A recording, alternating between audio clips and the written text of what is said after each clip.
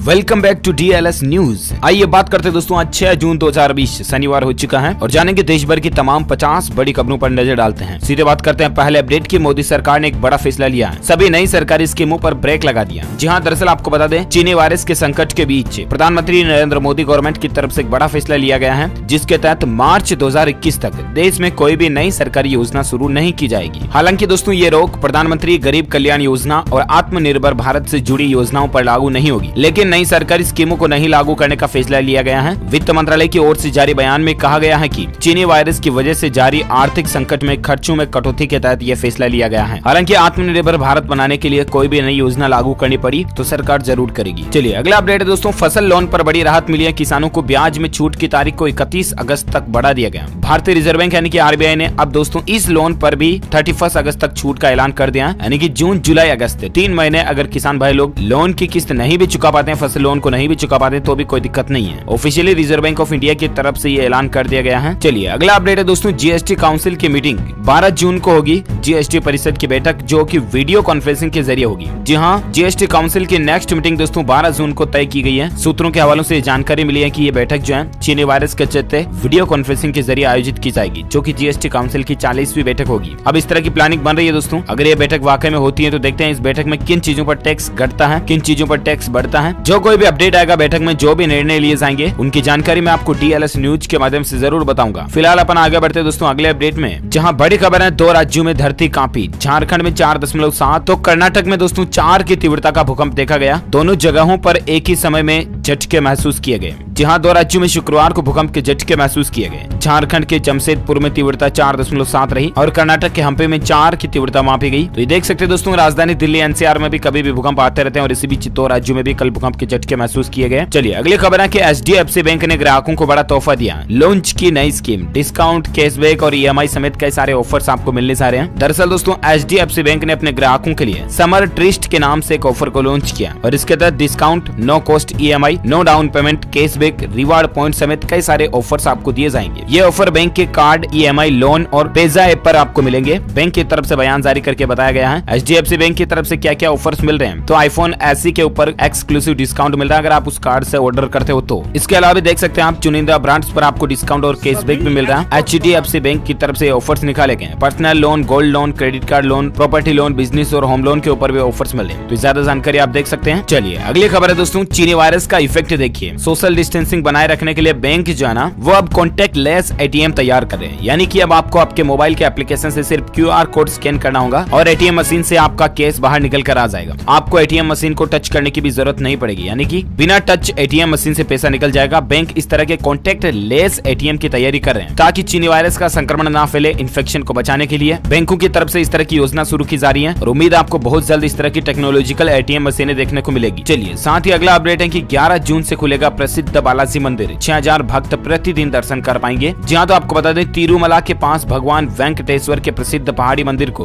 11 जून को खोल दिया जाएगा, लेकिन हर दिन सीमित संख्या में ही भक्त दर्शन कर पाएंगे। लॉकडाउन के कारण मंदिर को बंद कर दिया गया था। ये कुछ तस्वीरें भी आप मंदिर को लेकर देख सकते हैं। हालांकि प्रतिदिन 6000 श्रद्धालुओं को फिर भी दर्शन करने की इजाजत होगी। ये संख्या कम नहीं है। चलिए अगली खबर है दोस्तों कि मध्य प्रदेश गवर्नमेंट की तरफ से अपडेट देख सकते हैं। विकास परियोजनाओं को पटरी पर लाने के लिए 500 करोड़ का कर्ज मध्य प्रदेश गवर्नमेंट की तरफ से लिया गया है। भारतीय रिजर्व बैंक के माध्यम से एक कर्ज लिया गया और उम्मीद है दोस्तों अब मध्य प्रदेश राज्य के लोगों को बहुत जल्द कोई न कोई नई सरकारी योजनाएं देखने को मिलेगी। चलिए इसी बीच बात करें अगले अपडेट में आज के सराफा बाजार में सोने चांदी की रेट की। तो बड़ी खबर है दोस्तों, लगातार चौथे दिन भी सराफा बाजार में सोना सस्ता हुआ। आज नए रेट्स क्या चले अभी इस समय? तो दरअसल सोने की कीमतें 273 रूपए टूट कर 46,423 रूपए प्रति 10 ग्राम तक पहुँच चुकी है, जबकि चांदी 262 रूपए गिर कर यानी कम हुई और इसके बाद 48,549 रूपए प्रति किलो पहुँच गई है। तो ये रहे दोस्तों आज के ताजा gold and silver price today news update. और चलिए बात करते हैं अगली खबर में आज के कुछ एजुकेशनल न्यूज अपडेट की बात करें दोस्तों, तो UPSC प्रीलिम्स एग्जाम्स का शेड्यूल जारी हो चुका है। प्रारंभिक परीक्षा 4 अक्टूबर को होगी। UPSC ने इसको लेकर पूरा कैलेंडर जारी कर दिया है। संघ लोक सेवा आयोग ने अपना संशोधित वार्षिक कैलेंडर जारी कर दिया और इसके तहत दोस्तों NDA समेत कई सारे CMS वगैरह एग्जाम्स जो है ना, उनकी नई तारीखों का ऐलान हो चुका है। आप ऑफिशियल वेब पोर्टल UPSC.gov.in पर जाकर के अपना शेड्यूल भी चेक कर सकते हैं। नए कैलेंडर के अनुसार कौन कौन से एग्जाम किस किस तारीख तारीख को होने जा रहे हैं, तो इसकी कुछ जानकारी आप स्क्रीन पर देख सकते हैं। चलिए एजुकेशन न्यूज को लेकर एक और खबर है कि मध्य प्रदेश बोर्ड के क्लास 12वीं के एडमिशन कार्ड जारी हो चुके हैं। आप मध्य प्रदेश बोर्ड की ऑफिशियल वेब पोर्टल www.mponline.gov.in पर जाकर के 12वीं क्लास के एडमिशन कार्ड डाउनलोड कर सकते हैं। चलिए इसी बीच अगला अपडेट है, असम बोर्ड SEBAHSLC का रिजल्ट जो है वो आज घोषित होने की संभावना है। तो आप ऑफिशियल वेब पोर्टल SEBAonline.org पर जाकर के चेक कर सकते हैं। मीडिया रिपोर्ट्स के मुताबिक दोस्तों आज सुबह 9 बजे इसके नतीजे आ सकते हैं। हालांकि कोई कंफर्म अपडेट नहीं है, लेकिन देखते हैं। फिलहाल अगला अपडेट देख सकते हैं कि असम के PAT एग्जाम 2020 को लेकर आवेदन करने की लास्ट डेट को बढ़ा दिया।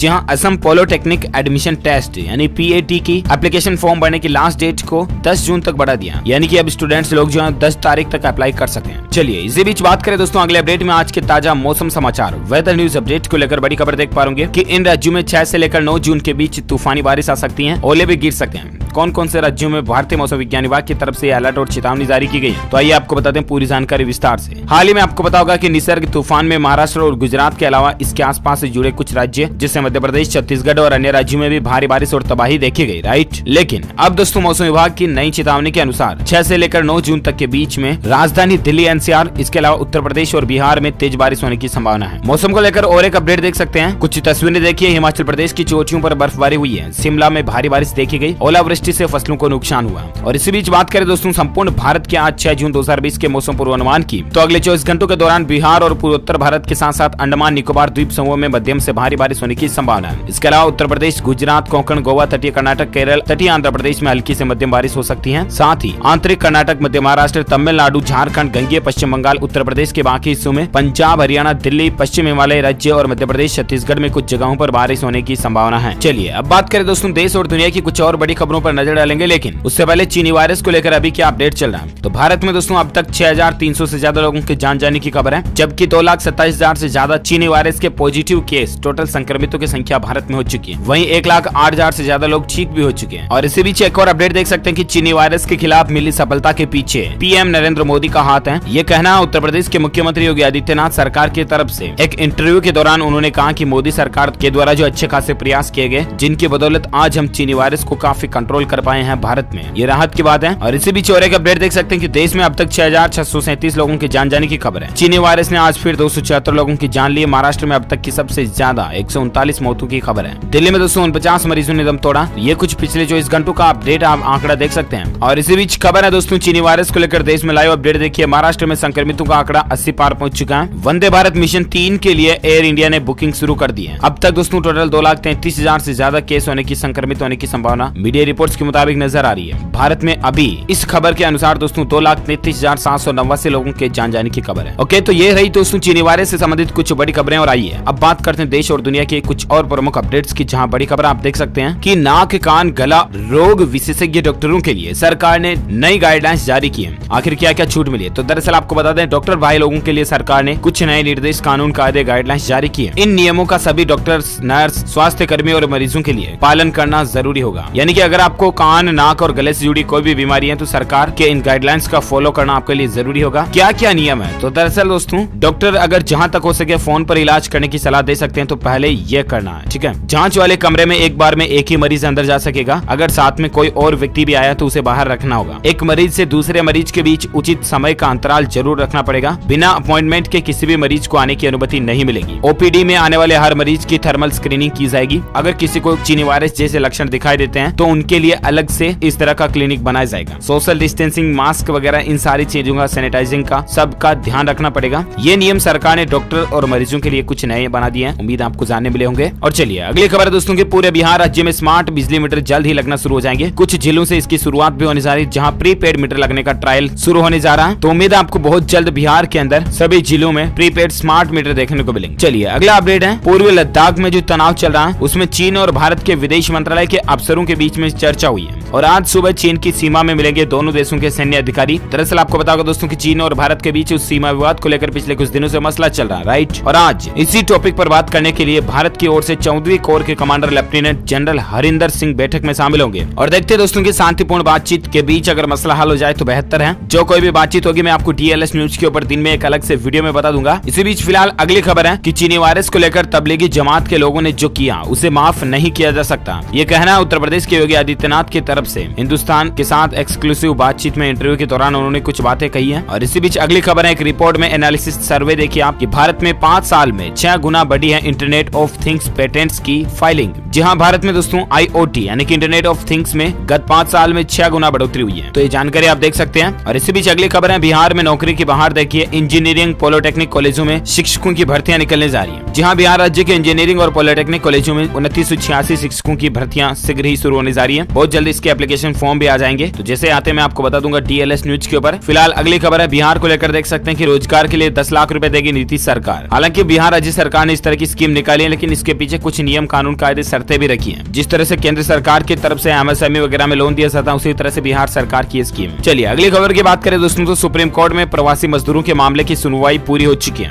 9 जून को इस पर फैसला आएगा। लेकिन आपको बता दें कि सरकार को आखिर सुप्रीम कोर्ट ने क्या दिशा निर्देश दिया है। तो दरअसल सुप्रीम कोर्ट ने प्रवासी मजदूरों के पलायन के मामले पर सुनवाई पूरी कर दी है। सुप्रीम कोर्ट ने इस मामले में आदेश को सुरक्षित रखते हुए मंगलवार यानी 9 जून को आदेश देने की बात कही है। सुप्रीम कोर्ट ने सुनवाई करते हुए कहा कि हम सभी मजदूरों को वापस पहुंचाने के लिए 15 दिन दे सकते हैं। कोर्ट ने कहा कि राज्य हमें ये बताएं कि लोग घर वापस लौट रहे हैं, उन्हें रोजगार देने का क्या इंतजाम है। तो देखते हैं आखिर कुल मिलाकर के 9 जून को फिर क्या फैसला आता सुप्रीम कोर्ट की तरफ से, बताएंगे आपको। फिलहाल अगली खबर है कि CBSE ने कुछ छात्रों को राहत दी है। एक ऐसी कैटेगरी के छात्रों के लिए जो अगर एग्जाम देने लायक नहीं है या उनकी कोई समस्या है, तो उनको एग्जाम देने की जरूरत ही नहीं है। एग्जाम में शामिल नहीं होने का विकल्प उनको दिया गया, यानी एग्जाम नहीं देने की छूट मिलेगी। किन स्टूडेंट्स को? तो दरअसल दोस्तों दिव्यांग स्टूडेंट्स के लिए CBSE ने 10वीं 12वीं के छात्र छात्राओं को बड़ी राहत दी है। CBSE ने इन छात्रों को परीक्षा में शामिल नहीं होने का विकल्प भी दिया। अगर ये छात्र परीक्षा में शामिल नहीं होते हैं ना दोस्तों, तो फिर इनको पास उनके पुराने मार्क्स के अकॉर्डिंग, उनकी सिविल के अकॉर्डिंग उनको मार्क्स देकर के पास किया जाएगा, ऐसा है ना। और इसी बीच अगली खबर देख पा रहे होंगे, पाकिस्तान सरकार का एक फैसला देखिए, 1 किलो TD मारने पर मिलेंगे 15 रुपए। जी हाँ, पाकिस्तान के प्रधानमंत्री इमरान खान ने देश की आर्थिक बदहाली को दूर करने का एक आइडिया निकाला, और आइडिया भी ऐसा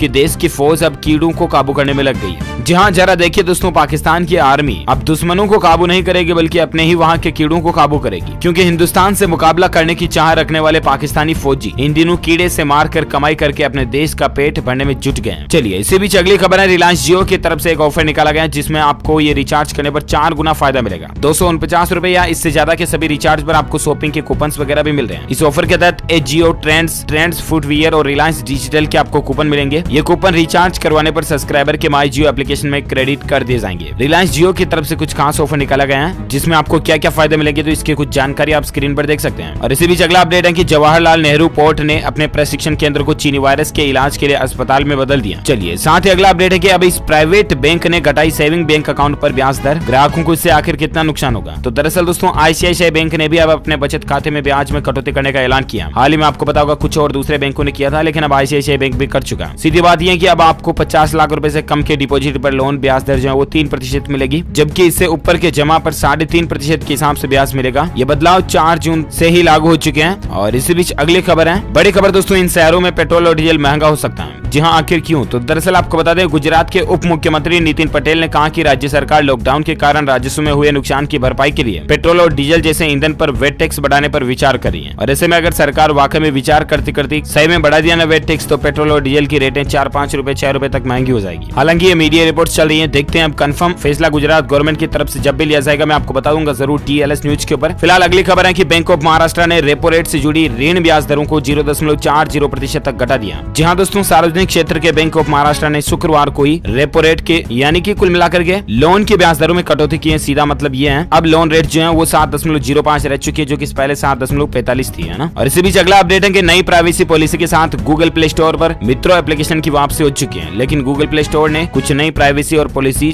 शर्तों को माना, उसके बाद ही हुई है। और इसी बीच अगली खबर है, नई सुविधा देखिए, LIC पॉलिसी धारकों के लिए अच्छी खबर है। 30 जून तक आप घर बैठे ही ऑनलाइन कर सकेंगे मैच्योरिटी क्लेम। इसके लिए बस आपको एक ईमेल करना पड़ेगा। जी हाँ, चीनी वायरस महामारी और लॉकडाउन को देखते हुए भारतीय जीवन बीमा निगम यानी कि LIC ने कहा कि मैच्योरिटी क्लेम पाने के लिए अब ग्राहकों को LIC की ब्रांच जाने की जरूरत भी नहीं होगी। अब वो घर बैठे ही इसके लिए आवेदन कर सकेंगे। और ऐसे में दोस्तों LIC के अनुसार इसके लिए पॉलिसी धारक को पॉलिसी KYC दस्तावेज डिस्चार्ज फॉर्म वगैरह जानकारी तो देनी पड़ेगी, ठीक है ना। लेकिन लॉकडाउन के दौरान जो मिल रही है ये सुविधा, इसको 30 जून तक बढ़ा दिया LIC ने, है ना। ओके दोस्तों, तो इसी कड़ी में आज दिन भर की तमाम बड़ी खबरें हेडलाइंस न्यूज का अपडेट रीडिंग खत्म होता है। आप मुझे नीचे कमेंट करके बताना जरूर की क्या आपने भी जीवन बीमा लिया हुआ है या नहीं, हेल्थ इंश्योरेंस आपने करवाया हुआ है या नहीं। आप मुझे कमेंट करके यस अथवा नो लिखिएगा। और साथ ही दिल से इस वीडियो को लाइक करना, ज्यादा से ज्यादा अपने दोस्तों के साथ फेसबुक और व्हाट्सएप पर शेयर भी करना। और अगर आप DLS न्यूज चैनल पर पहली बार आए हैं ना, तो चैनल को सब्सक्राइब करके बेल आइकन जरूर दबा देना, ताकि आपको रोजाना के ताजा अपडेट्स तुरंत आपके मोबाइल पर मिलते रहेंगे। Thank you, take care, goodbye, जय हिंद, जय भारत, वंदे मातरम।